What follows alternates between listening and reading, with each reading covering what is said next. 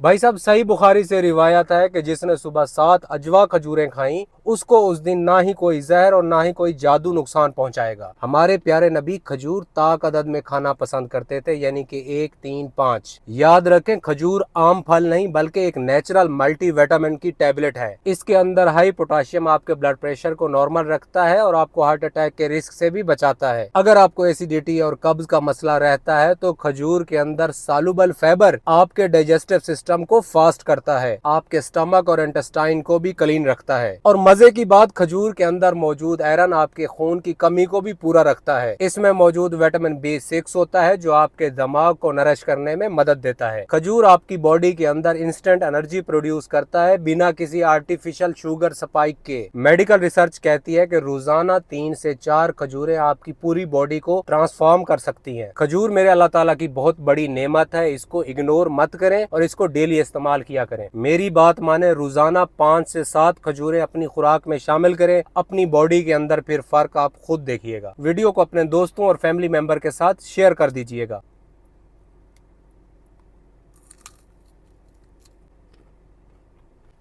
That's it.